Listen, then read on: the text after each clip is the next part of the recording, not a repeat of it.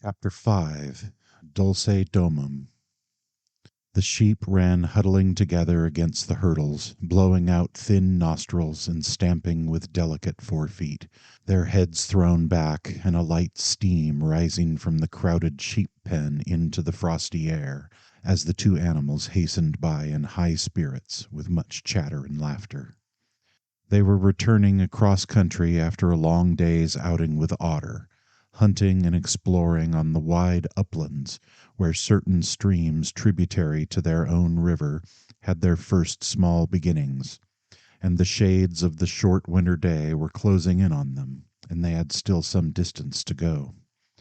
Plodding at random across the plough, they had heard the sheep and had made for them, and now, leading from the sheep pen, they found a beaten track that made walking a lighter business, and responded, moreover, to that small inquiring something which all animals carry inside them, saying unmistakably, "Yes, quite right, this leads home."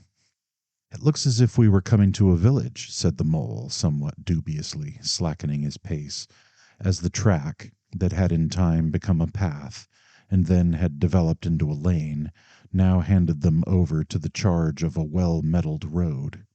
The animals did not hold with villages, and their own highways, thickly frequented as they were, took an independent course, regardless of church, post office, or public house. "Oh, never mind," said the rat. "At this season of the year they're all safe indoors by this time, sitting round the fire. Men, women, and children, dogs and cats and all. We shall slip through all right, without any bother or unpleasantness, and we can have a look at them through their windows, if you like, and see what they're doing." The rapid nightfall of mid-December had quite beset the little village as they approached it on soft feet, over a first thin fall of powdery snow. Little was visible but squares of a dusky orange-red on either side of the street, where the firelight or lamplight of each cottage overflowed through the casements into the dark world without.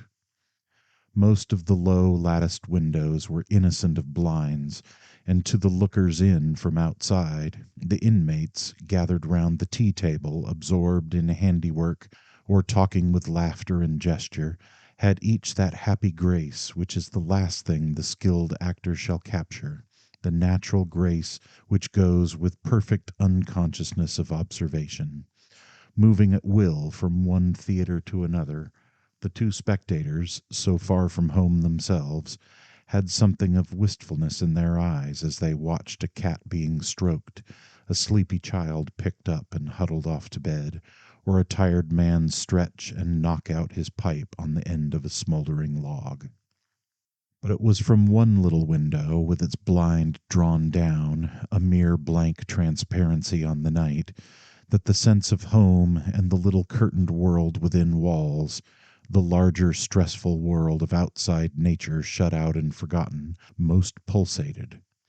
Close against the white blind hung a bird cage, clearly silhouetted, every wire, perch, and appurtenance distinct and recognizable, even to yesterday's dull-edged lump of sugar. On the middle perch the fluffy occupant, head tucked well into feathers, seemed so near to them as to be easily stroked had they tried. Even the delicate tips of his plumped-out plumage penciled plainly on the illuminated screen. As they looked, the sleepy little fellow stirred uneasily, woke, shook himself, and raised his head. They could see the gape of his tiny beak as he yawned in a bored sort of way, looked round, and then settled his head into his back again, while the ruffled feathers gradually subsided into perfect stillness. Then a gust of bitter wind took them in the back of the neck. A small sting of frozen sleet on the skin woke them as from a dream, and they knew their toes to be cold and their legs tired, and their own home distant a weary way.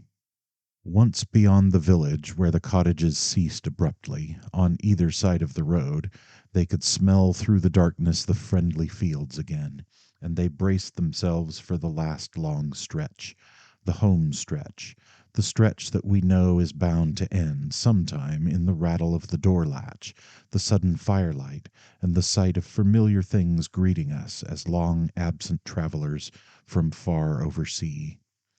They plodded along steadily and silently, each of them thinking his own thoughts. The moles ran a good deal on supper, as it was pitch dark, and it was all a strange country for him as far as he knew, and he was following obediently in the wake of the rat, leaving the guidance entirely to him. As for the rat, he was walking a little way ahead, as his habit was, his shoulders humped, his eyes fixed on the straight gray road in front of him. So he did not notice poor Mole when suddenly the summons reached him and took him like an electric shock. We others, who have long lost the more subtle of the physical senses, have not even proper terms to express an animal's intercommunications with his surroundings, living or otherwise, and have only the word smell, for instance, to include the whole range of delicate thrills which murmur in the nose of the animal night and day, summoning, warning, inciting, repelling. It was one of these mysterious fairy calls from out of the void that suddenly reached Mole in the darkness, making him tingle through and through with its very familiar appeal, even while yet he could not clearly remember what it was. He stopped dead in his tracks, his nose searching hither and thither in its efforts to recapture the fine filament, the telegraphic current that had so strongly moved him. A moment, and he had caught it again, and with it this time came recollection in fullest flood. Home! That was what they meant, those caressing appeals, those soft touches wafted through the air, those invisible little hands pulling and tugging all one way. Why, it must be quite close by him at that moment, his old home that he had hurriedly forsaken and never sought again that day when he first found the river. And now it was sending out its scouts and its messengers to capture him and bring him in. Since his escape on that bright morning he had hardly given it a thought, so absorbed had he been in his new life, in all its pleasures, its surprises, its fresh and captivating experiences. Now, with a rush of old memories, how clearly it stood up before him in the darkness, shabby indeed, and small and poorly furnished, and yet his, the home he had made for himself, the home he had been so happy to get back to after his day's work. And the home had been happy with him, too, evidently, and was missing him, and wanted him back, and was telling him so through his nose, sorrowfully, reproachfully, but with no bitterness or anger, only with plaintive reminder that it was there. The call was clear, the summons was plain, he must obey it instantly and go. "Ratty," he called, full of joyful excitement, "hold on, come back, I want you, quick." "Oh, come along, Mole, do," replied the rat cheerfully, still plodding along. "Please stop, Ratty," pleaded the poor Mole in anguish of heart. "You don't understand. It's my home, my old home. I've just come across the smell of it, and it's close by here, really quite close, and I must go to it. I must. Oh, come back, Ratty, please, please come back."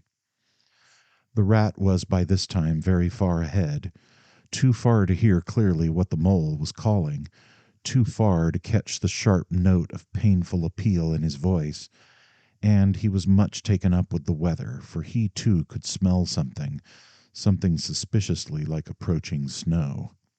"Mole, we mustn't stop now, really," he called back. "We'll come for it tomorrow, whatever it is you've found, but I daren't stop now. It's late, and the snow's coming on again, and I'm not sure of the way. And I want your nose, Mole, so come on quick, there's a good fellow." And the rat pressed forward on his way without waiting for an answer. Poor Mole stood alone in the road, his heart torn asunder, and a big sob gathering somewhere low down inside him, to leap up to the surface presently, he knew, in passionate escape. But even under such a test as this his loyalty to his friend stood firm. Never for a moment did he dream of abandoning him. Meanwhile, the wafts from his old home pleaded, whispered, conjured, and finally claimed him imperiously. He dared not tarry longer within their magic circle. With a wrench that tore his very heartstrings, he set his face down the road and followed submissively in the track of the rat, while faint, thin little smells, still dogging his retreating nose, reproached him for his new friendship and his callous forgetfulness. With an effort he caught up to the unsuspecting rat, who began chattering cheerfully about what they would do when they got back, and how jolly a fire of logs in the parlor would be, and what a supper he meant to eat, never noticing his companion's silence and distressful state of mind. At last, however, when they had gone some considerable way further, and were passing some tree stumps at the edge of a copse that bordered the road, he stopped and said kindly, "Look here, Mole, old chap, you seem dead tired. No talk left in you, and your feet dragging like lead. We'll sit down here for a minute and rest. The snow has held off so far, and the best part of our journey is over." The mole subsided forlornly on a tree stump and tried to control himself, for he felt it surely coming. The sob he had fought with so long refused to be beaten. Up and up it forced its way to the air, and then another and others thick and fast, till poor Mole at last gave up the struggle and cried freely and helplessly and openly, now that he knew it was all over and he had lost what he could hardly be said to have found. The rat, astonished and dismayed at the violence of Mole's paroxysm of grief, did not dare to speak for a while. At last he said very quietly and sympathetically, "What is it, old fellow? Whatever can be the matter? Tell us your trouble, and let me see what I can do." Poor Mole found it difficult to get any words out between the upheavals of his chest that followed one upon another so quickly, and held back speech and choked it as it came. "I know it's a shabby, dingy little place," he sobbed forth at last brokenly. "Not like your cozy quarters, or Toad's beautiful hall, or Badger's great house. But it was my own little home, and I was fond of it, and I went away and forgot all about it. And then I smelt it suddenly, on the road, when I called, and you wouldn't listen, Rat, and everything came back to me with a rush, and I wanted it, oh dear, and when you wouldn't turn back, Ratty, and I had to leave it, though I was smelling it all the time, I thought my heart would break. We might have just gone and had one look at it, Ratty, only one look. It was close by, but you wouldn't turn back, Ratty, you wouldn't turn back, oh dear, oh dear." Recollection brought fresh waves of sorrow, and sobs again took full charge of him, preventing further speech. The rat stared straight in front of him, saying nothing, only patting Mole gently on the shoulder. After a time he muttered gloomily, "I see it all now. What a pig I've been. A pig. That's me. Just a pig. A plain pig." He waited till Mole's sobs became gradually less stormy and more rhythmical. He waited till at last sniffs were frequent and sobs only intermittent. Then he rose from his seat, and remarking carelessly, "Well, now we'd really better be getting on, old chap," set off up the road again, over the toilsome way they had just come. "Wherever are you going to, Ratty?" cried the tearful Mole, looking up in alarm. "We're going to find that home of yours, old fellow," replied the rat pleasantly, "so you had better come along, for it will take some finding, and we shall want your nose." "Oh, come back, Ratty, do!" cried the Mole, getting up and hurrying after him. "It's no good, I tell you. It's too late and too dark, and the place is too far off, and the snow's coming, and I never meant to let you know I was feeling that way about it. It was all an accident and a mistake. And think of Riverbank and your supper." "Hang Riverbank and supper, too," said the rat heartily. "I tell you I'm going to find this place now if I stay out all night. So cheer up, old chap, and take my arm, and we'll very soon be back there again." Still snuffling, pleading, and reluctant, Mole suffered himself to be dragged back along the road by his imperious companion, who, by a flow of cheerful talk and anecdote, endeavored to beguile his spirits back and make the weary way seem shorter. When at last it seemed to the rat that they must be nearing that part of the road where the mole had been held up, he said, "Now, no more talking. Business. Use your nose and give your mind to it."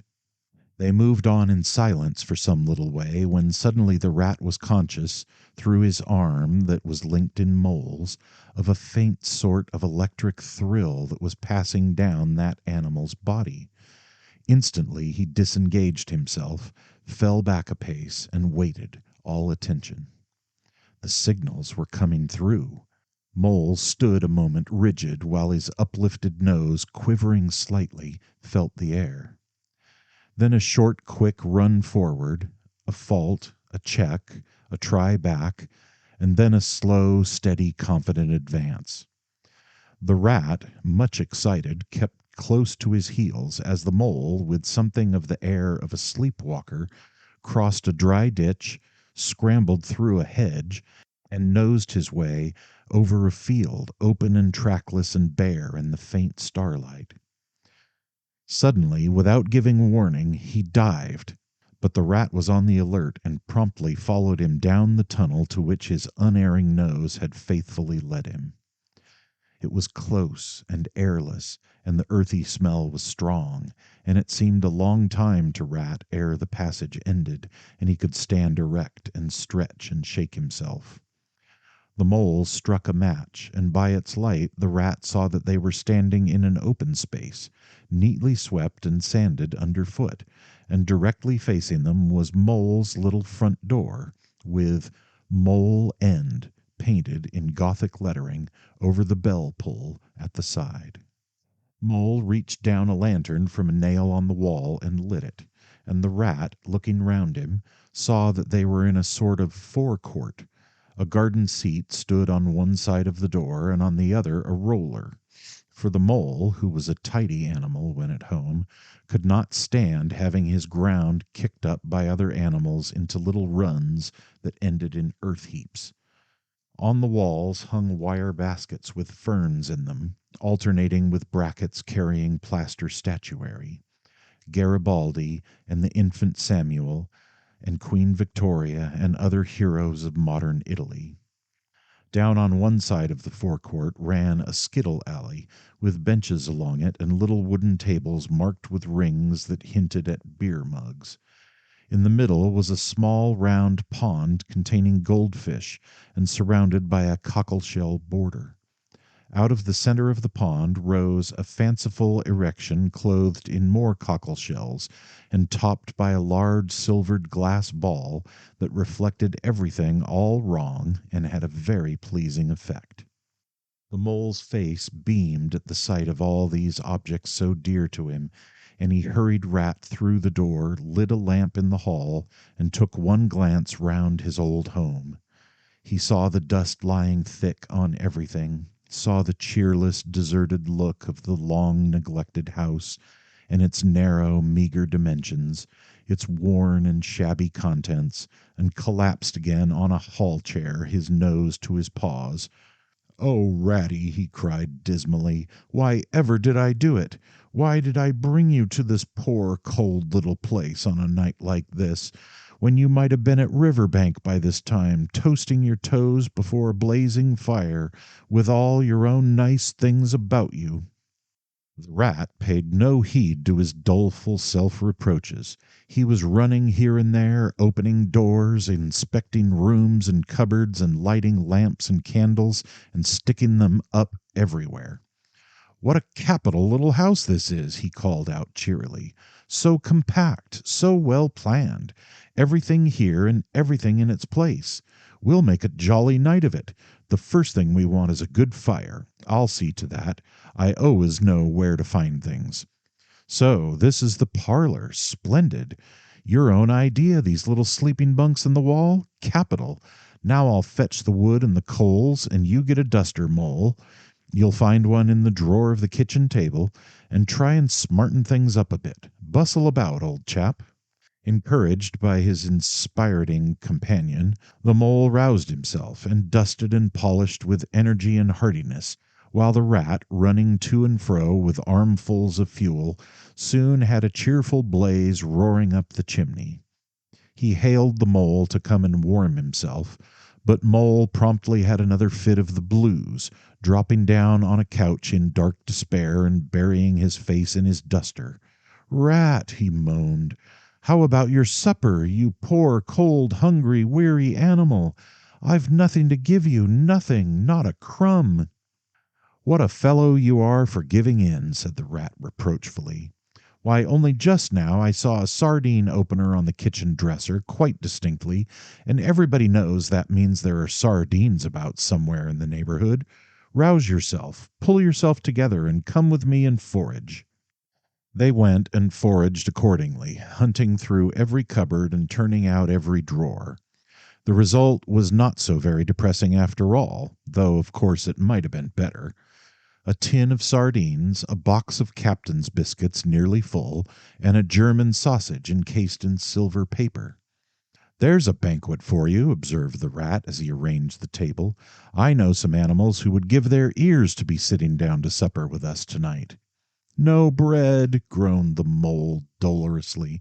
"No butter, no pâté de foie gras, no champagne," continued the rat, grinning. "And that reminds me, what's that little door at the end of the passage? Your cellar, of course. Every luxury in this house. Just you wait a minute." He made for the cellar door and presently reappeared, somewhat dusty, with a bottle of beer in each paw and another under each arm. "Self-indulgent beggar you seem to be, Mole," he observed. "Deny yourself nothing. This is really the jolliest little place I ever was in. Now, wherever did you pick up those prints? Make a place look so homelike, they do. No wonder you're so fond of it, Mole. Tell us all about it, and how you came to make it what it is." Then, while the rat busied himself fetching plates and knives and forks, and mustard which he mixed in an egg cup, the mole, his bosom still heaving with the stress of his recent emotion, related, somewhat shyly at first, but with more freedom as he warmed to his subject, how this was planned, and how that was thought out, and how this was got through a windfall of an ant, and that was a wonderful find and a bargain, and this other thing was bought out of laborious savings and a certain amount of going without. His spirits finally quite restored, he must needs go and caress his possessions, and take a lamp and show off their points to his visitor, and expatiate on them, quite forgetful of the supper they both so much needed. Rat, who was desperately hungry, but strove to conceal it, nodding seriously, examining with a puckered brow, and saying "wonderful" and "most remarkable" at intervals, when the chance for an observation was given him.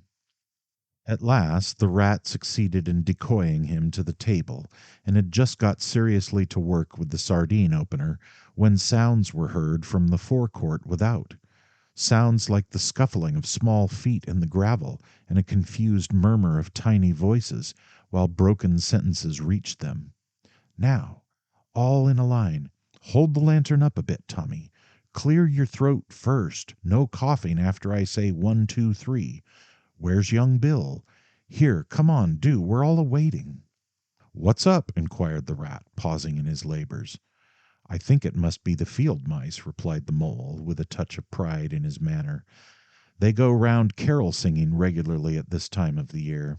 They're quite an institution in these parts, and they never pass me over. They come to Mole End last of all, and I used to give them hot drinks, and supper too, sometimes, when I could afford it. It will be like old times to hear them again." "Let's have a look at 'em," cried the rat, jumping up and running to the door. It was a pretty sight, and a seasonable one, that met their eyes when they flung the door open. In the forecourt, lit by the dim rays of a horn lantern, some 8 or 10 little field mice stood in a semicircle, red worsted comforters round their throats, their forepaws thrust deep into their pockets, their feet jigging for warmth. With bright, beady eyes they glanced shyly at each other, sniggering a little, sniffing, and applying coat sleeves a good deal. As the door opened, one of the elder ones that carried the lantern was just saying, "Now then, 1, 2, 3," and forthwith their shrill little voices uprose on the air, singing one of the old-time carols that their forefathers composed in fields that were fallow and held by frost, or when snow-bound in chimney corners and handed down to be sung in the miry street to lamplit windows at Yule time. Carol. Villagers all this frosty tide, let your doors swing open wide. Though wind may follow and snow beside, yet draw us in by your fire to bide. Joy shall be yours in the morning. Here we stand in the cold and the sleet, blowing fingers and stamping feet. Come from far away you to greet, you by the fire and we in the street, bidding you joy in the morning.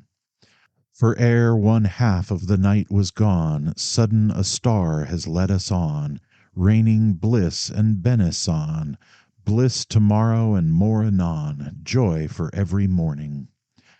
Goodman Joseph toiled through the snow, saw the star o'er a stable low. Mary she might not further go, welcome thatch and litter below, joy was hers in the morning. And then they heard the angels tell, who were the first to cry Noel, animals all as it befell, in the stable where they did dwell, joy shall be theirs in the morning. The voices ceased. The singers, bashful but smiling, exchanged sidelong glances, and silence succeeded, but for a moment only. Then, from up above and far away, down the tunnel they had so lately travelled, was borne to their ears, in a faint musical hum, the sound of distant bells ringing a joyful and clangorous peal. "Very well sung, boys!" cried the Rat heartily. "And now come along in, all of you, and warm yourselves by the fire, and have something hot." "Yes, come along, Field Mice!" cried the Mole eagerly. "This is quite like old times. Shut the door after you. Pull up that settle to the fire.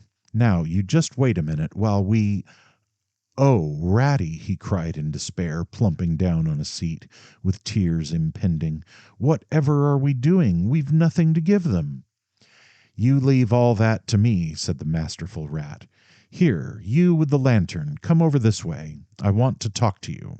Now, tell me, are there any shops open at this hour of the night?"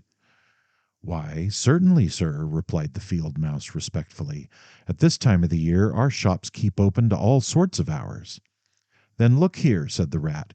"You go off at once, you and your lantern, and you get me—" Here much muttered conversation ensued, and the Mole only heard bits of it, such as, "Fresh, mind!" "No, and a pound of that will do." "See you get Bugginses, for I won't have any other." "No, only the best. If you can't get it there, try somewhere else." "Yes, of course, homemade, no tinned stuff." "Well, then, do the best you can."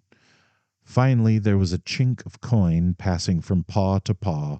The Field Mouse was provided with an ample basket for his purchases, and off he hurried, he and his lantern.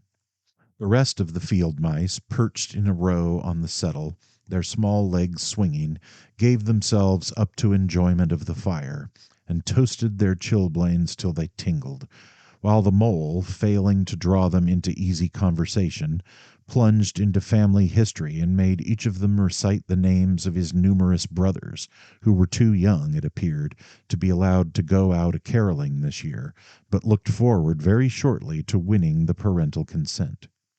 The Rat, meanwhile, was busy examining the label on one of the beer bottles. "I perceive this to be Old Burton," he remarked approvingly. "Sensible Mole, the very thing. Now we shall be able to mull some ale. Get the things ready, Mole, while I draw the corks." It did not take long to prepare the brew and thrust the tin heater well into the red heart of the fire, and soon every Field Mouse was sipping and coughing and choking, for a little mulled ale goes a long way, and wiping his eyes and laughing and forgetting he had ever been cold in all his life. They act plays, too, these fellows, the mole explained to the rat. Make them up all by themselves and act them afterwards. And very well they do it, too. They gave us a capital one last year about a field mouse who was captured at sea by a Barbary corsair and made to row in a galley. And when he escaped and got home again, his lady love had gone into a convent. Here, you were in it, I remember. Get up and recite a bit. The field mouse addressed got up on his legs, giggled shyly, looked round the room, and remained absolutely tongue-tied. His comrades cheered him on. Mole coaxed and encouraged him, and the rat went so far as to take him by the shoulders and shake him, but nothing could overcome his stage fright. They were all busily engaged on him like watermen applying the Royal Humane Society's regulations to a case of long submersion, when the latch clicked, the door opened, and the field mouse with the lantern reappeared, staggering under the weight of his basket. There was no more talk of play acting once the very real and solid contents of the basket had been tumbled out on the table. Under the generalship of Rat, everybody was set to do something or to fetch something. In a very few minutes supper was ready, and Mole, as he took the head of the table in a sort of a dream, saw a lately barren board set thick with savory comforts, saw his little friends' faces brighten and beam as they fell to without delay, and then let himself loose, for he was famished indeed, on the provender so magically provided, thinking what a happy homecoming this had turned out after all. As they ate, they talked of old times, and the field mice gave him the local gossip up to date, and answered as well as they could the 100 questions he had to ask them. The rat said little or nothing, only taking care that each guest had what he wanted and plenty of it, and that Mole had no trouble or anxiety about anything. They clattered off at last, very grateful and showering wishes of the season, with their jacket pockets stuffed with remembrances for the small brothers and sisters at home. When the door had closed on the last of them and the chink of the lanterns had died away, Mole and Rat kicked the fire up, drew their chairs in, brewed themselves a last nightcap of mulled ale, and discussed the events of the long day.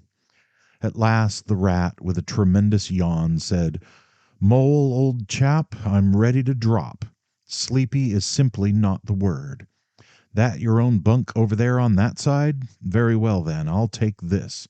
What a ripping little house this is. Everything's so handy." He clambered into his bunk and rolled himself well up in the blankets, and slumber gathered him forthwith, as a swath of barley is folded into the arms of the reaping machine. The weary Mole also was glad to turn in without delay, and soon had his head on his pillow in great joy and contentment. But ere he closed his eyes he let them wander round his old room, mellow in the glow of the firelight that played or rested on familiar and friendly things which had long been unconsciously a part of him, and now smilingly received him back without rancor. He was now in just the frame of mind that the tactful Rat had quietly worked to bring about in him. He saw clearly how plain and simple, how narrow even, it all was, but clearly, too, how much it all meant to him, and the special value of some such anchorage in one's existence. He did not at all want to abandon the new life in its splendid spaces, to turn his back on sun and air and all they offered him, and creep home and stay there. The upper world was all too strong. It called to him still, even down there, and he knew he must return to the larger stage. But it was good to think he had this to come back to, this place which was all his own, these things which were so glad to see him again, and could always be counted upon for the same simple welcome.